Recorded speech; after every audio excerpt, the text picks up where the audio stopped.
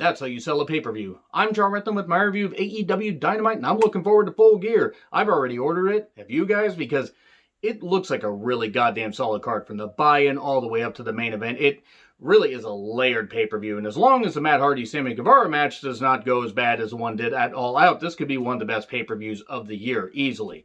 And I will be doing my predictions later in the day because I just really want to talk about this episode of Dynamite, which was really solid. Didn't love everything, but they built a lot. You know, they just add a few more layers of these stories, for the go-home show for Full Gear. So immediately we're backstage. Dasha's interviewing the Inner Circle. Two concussed conservatives, Jake Hager and concussed conservative himself, Chris Jericho. And I'm going to call him that because he donated Donald Trump. He's a piece of shit. So's Undertaker. I don't fucking care how good they are on the ring. They're both pieces of shit. And you can go so to hell if you don't fucking like my opinions, because I can have my opinions just the same as you guys can have your opinions. And if you're a Trumper and you don't like my opinions, bye. Don't want to fucking have you here. If you're a wrestling fan, I love you guys for watching, but I don't really fucking care if you're offended at all. Anyway, MJF and Wardlow interrupt, and, they're just having a back and forth, Jericho and MJF. Jericho says, I think you're a bit soft. MJF says, soft? Well, just watch. And then Jericho joins commentary, yells a lot, probably because he is, again, a concussed conservative, and he's probably drunk. It's like the Trump Kool-Aid. That's what a little bit of the bubbly is. It's the Trump Kool-Aid. It makes you think that holding a concert in the middle of a pandemic's a good goddamn idea. Anyway, enough of that. MJF and Wardlow versus Sammy Guevara and Ortiz. And who were the heels? Well, we got to find out that the Inner Circle kind of were the de facto faces here. Once Ortiz gets beat up for a while, Sammy gets a hot tag, does a whole bunch of dives. Really good stuff here. He is goddamn good. Face off with MJF, the crowd pops for. GTH, Wardlow breaks that up. Tower Doom spot with Wardlow, F10 to Ortiz. Sammy breaks that up with a splash. And then Guevara just does a freaking insane dive off the goddamn ropes into a double axe handle, which was really good stuff. And then suddenly Serpentico's sitting there, and then Serpentico hits Sammy Guevara with the chair, and then, in the Sting moment where he takes off the mask and it's Sting underneath, it's Matt Hardy. It was Matt Hardy in the Serpentico mask. Serpentico must just give out his masks, just like, here's $50, oh, what, I can have $50 and you want my mask? Sure, I'll make another one, I don't fucking care. And then, basically the armbar gets a tap out for MJF on Ortiz. That was good stuff. And then MJF rushes Jericho at the commentary table. That's just a nice little layer they added right there. It's going to be obvious that MJF's going to have the Inner Circle turn on Chris Jericho, because otherwise I don't know what the fuck else they're going to do. Omega interviewed by Shivani. He can't cut a promo for goddamn anything. He just fucking can't. It's just... Omega is really talented in the ring. I will give him credit for that. The Okada, 4 matches that he had, I was almost going to say trilogy, but that was wrong, quadrilogy. He did hold up his end of the bargain. Okada did make him there. Omega can have some really good goddamn matches, but just promos are not his thing. Talked about, the sports-based product. And about the Page match coming up at Full Gear, which should be pretty damn good. Trent with Orange Cassidy and Chuck Taylor versus Miro with Kip Sabian and Penelope Ford. Look, Miro mocks Trent's mom. Apparently, I guess we just cannot get away from this whole Trent's mom thing. I don't fucking get it. We get a quick start. Jericho says, I'm a fountain of languages. Yay, he speaks bullshit and Trumper, which actually are kind of one and the same, honestly. Once again, he's a fucking idiot for being a Trumper. And I'm going to stand by that, being the concussed conservative that he is. So, Miro should be featured better, by the way. The fact that it's based on a video game being destroyed is fucking bullshit. Miro, he looked good in this match. Get a brawl outside, Chuck and Kip leave. I feel bad for Kip, but Chuck, it's great when he's not on television because he's not any good at all.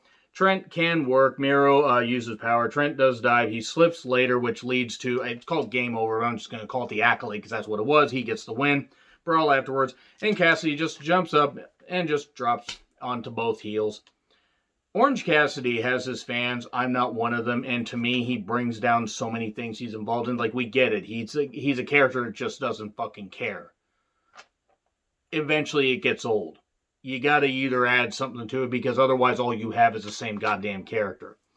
And then JR interviews Hangman Page in a very loud shirt, and then he was drinking. Are you nervous? Well, yeah, I'm nervous. All this. They gotta stop making him be the drunk. They just have to. It was fine at first, and now it's old. it doesn't really feel like it's anything natural. I found it entertaining at first, and then it just got annoying. And then, my God, when the Bucks tried to get all emotional about losing their friend, it got really fucking bad. Now it's just getting worse. Match should be pretty damn good, though. And Paige is a great athlete. Talked about the fact that he, after getting a shot at Jericho and losing, that he has not had another shot since, and that this is his chance to get a redemption. Otherwise, he will just have the whiskey. That's all he'll have. He won't have anything else. Video package on the Bucks FTR rivalry. JR, Taz, Excalibur, Arn, and others talk about this rivalry, and it should be a pretty damn good match. People have argued it should main event, and I'll talk about that in my predictions, but they talk about the Bucks being the best tag team in the world. The Bucks were never the best tag team in the world, my opinion. Other people disagree, and that's fine. You guys can love the Bucks all you want. Still, they were involved in one of my favorite matches of the year at AEW Revolution with Paige and Omega. In fact, that might be in my top 5 because it was really fucking good. But they only have great matches or iconic matches like that on occasion. And then Team Taz is kind of the same shit as before. Taz is just yelling into the camera. Cage should never fucking talk ever. Starks is a goddamn star. He is fucking great. They're going to have, they want a match of Full Gear. Mr. EVP, Cody, and he's straight shooting and everything, and says there will be an FTW presence of Full Gear. My guess is Cody retains against Darby, or Darby wins, and Team Taz finds a way to interfere. Or they just find a way to scrap the whole TNT Championship match and have a tag team match, and Cage and Starks just face off against them just to fuck with everything. Now I think they'll attack afterwards. And then we get Private Party with Matt Hardy versus the Bucks. Matt Hardy gets taken out by Sammy, instantly fisting him. And then this is a car crash. I mean, look, Private Party and the Bucks are really good with the double teams. They are really good with the flippy shit and the crisp stuff and the gymnastics. It's great. And I just put over the Bucks, with the AEW Revolution match. I didn't care about this. It was endless flips and just, whatever. No real psychology. Matt's supposed to have an injured ankle, which he sold like maybe 20% of the time. More flippy shit, gin and juice for 2, more near falls, BT, trigger 1, 2, 3. I didn't hate it, it just eventually got to be the same damn thing. And then FTR attacks, Goodnight Express, chair on, the ankle, they're gonna bust the ankle again, he won't be able to walk. And then Paige interrupts. How they didn't hear him coming in that shirt, I have no idea. That sounded a lot less dirty in my head. And despite being out of the Elite, he comes to save the Bucks. Okay? And then Omega's here, a fist bump. But then it's like, maybe Paige is going to crack him over the head with that glass. Nope, didn't do that. They just kind of stared endlessly. It's a bit awkward. Shivani then is going to moderate the face-to-face with Kingston and John Moxley. I'm not going to try to do Justin Roberts' thing. I don't go for the type of ages that Justin Roberts does. Yes, that should be talked about a little bit more. Guy's a bit of a creep. Just a bit of a creep. Like a lot of people do that shit. What the fuck is wrong with you? Wrestling needs to have that shit cleared up, no matter what company they're in. Kingston tells Shivani to get out. This was fucking terrific. This was goddamn fabulous. The emotion, you could tell they're friends, and they are pouring their hearts into this. And okay, was it theatrical? Was it a little stage play? Like, sure. But you know what? Wrestling is theater, and they, knocked it out of the park here. I'm going to destroy you and take that title to my mother and say the reason that you don't have a grandchild is this. The reason you don't have a daughter-in-law is because of this. And it was great shit from Kingston. And then Mox fires up, says, I'm so happy for you, for your mother. I made a promise to your mother to protect you from yourself, and just really emotional shit. For 18 years you fought for this, and you're going to lose on Saturday. And what's that going to do to you? He's like, you better, and Kingston's like, you better get ready to kill me. And the reason they didn't go, fisticuffs here is because if they did, the match would be called off. There were words. The words cut deeper than any actions could have. This was really good stuff. And it's like, you will find that, it's like, you will find out that you're not going to be able to beat me, and that you will say, I quit. You're going to be alone in your thoughts. You're not going to be able to deal with the fact you're going to say, I quit. Really good stuff. I encourage you guys to check out this segment. I can't do it justice by just naming a few quotes. This was really good. And then suddenly a video. Pac is back. Via video. Talks about 7 months being a casualty in this rotten world, and that every day he, gets stronger, he gets more insane, more obsessed, and it's like, lads, I see everything. Okay, Pac is back. I'm excited for this. I hope he shows up at Full Gear. I wouldn't mind him taking the title from Moxley. He won't be, due to the travel stuff and everything. I can't imagine he's going to be back in the country full time. But hey, it's great that Pac's able to be back. And just honestly, it was great to hear from him. The guy's in incredible shape.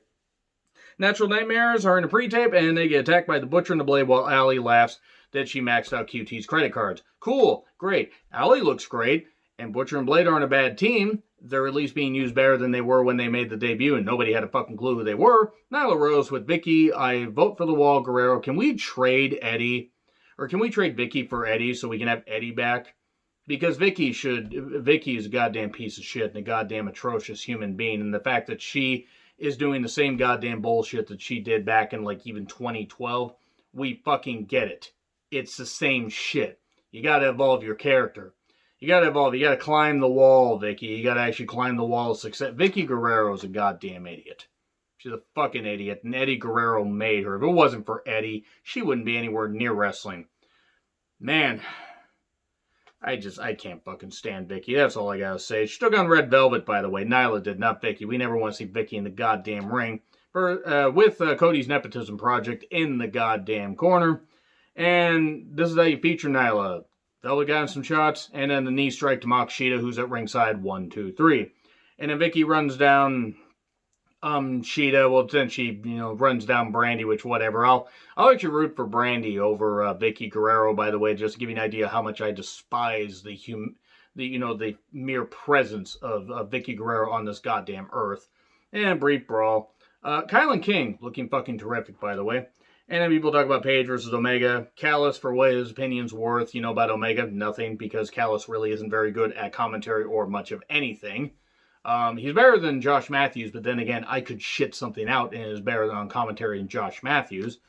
And cheesy music. It's almost like the Tell Me a Lie thing for Shawn Michaels or the Lex Express stuff. I'll be your hero. Paige and Omega as a team, and it was really bad. This was really bad. Like, this kind of took a little steam out of the stuff. Still going to be a great match, though.